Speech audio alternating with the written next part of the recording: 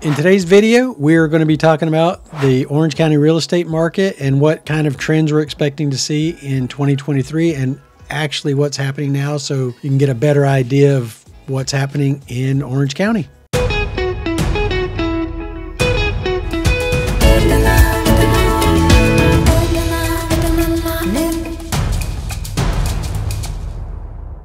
Hi, my name is Steve Batiste. I'm the broker owner of Next Home West Realty, and we get calls, emails, and texts every single day from people just like you looking to make their move into Southern California. So whether it be 9 days or 90 days, give me a call, send me a text, or shoot me an email.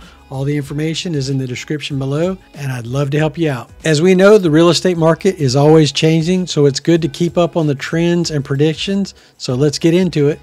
First, let's talk about the current state of the market in Orange County. Overall, the Orange County market is one of the few that is actually up by 2.9% over last month. 2.9 or 3.9? I'm going to look that up, but it's at least 2.9% from last month. And that's, in this market that we're in right now, that's unusual, but when you look at Orange County and what Orange County has to offer, it's not a surprise. Great schools, great job opportunities, close to the beach, beautiful homes, beautiful weather. It's no wonder that Orange County is doing so well. Now, some of the neighboring counties, not so good, but not too bad either. LA County is down a little. San Diego County is like 1.7% down. Riverside County is 0.9% down. But if you're looking to make a move into Orange County, we're up. So there's that.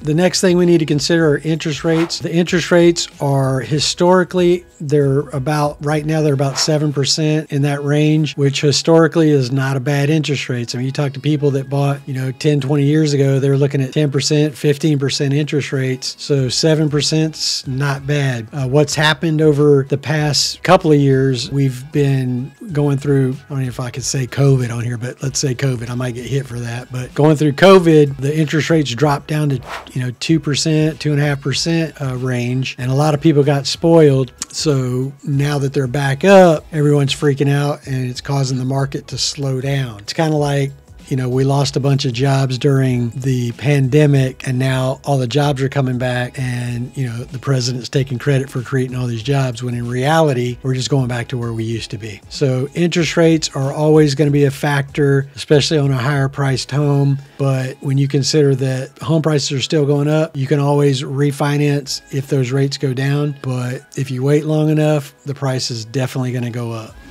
Another factor to consider is inventory.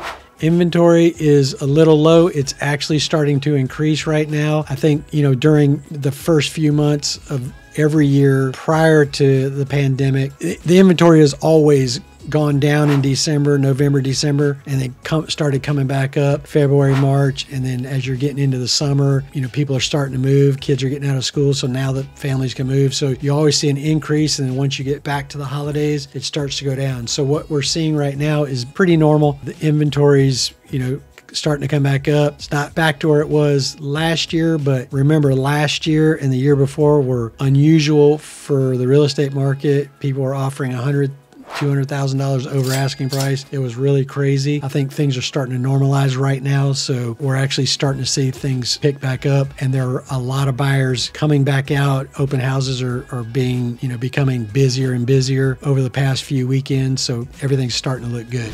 So what to expect over the next year? I'm thinking that with the inventory going back up, people are going to start to come back to the market, because interest rates are looking like they're going to stay about the same. They might drop a little here, go up, drop a little, but they're back to where they have been before the pandemic. So I think with that happening, I think people are starting to, humans, if you've ever heard the fight or flight mentality, what actually happens is people freeze, then they try to run from danger, and then they fight. So I think what we've seen was a freeze, and now people were running from it, and now they're coming back. So they're actually coming back because, you need to buy a home. Housing is a necessity, and home ownership is a good thing. I think that people are starting to realize that the longer you wait, I mean, if you look at the home prices right now, we're seeing a decrease in asking price, but not necessarily a decrease in value. So if someone bought a house in 2019 for $700,000, chances are in 2022 they're not going to sell it for $600,000. They're going to sell it for a lot more. So, and the banks, they'll lend based off appraisals, and as those other homes in the area start selling, they tick up and tick up and tick up, and that's where you get the increase in price and in home value. If you look at the 20-year, 30-year trends in the real estate market, you never see homes selling for less than they sold for even 5 years ago. Occasionally it happens. Occasionally people get really smoking deals, but for the most part, it doesn't happen like that. So in conclusion, the real estate market in Orange County is really strong right now. I'm expecting it to keep going up for buyers and sellers to be able to, get, good value, good deals. I mean, if you're looking for a home, right now is the time to buy it.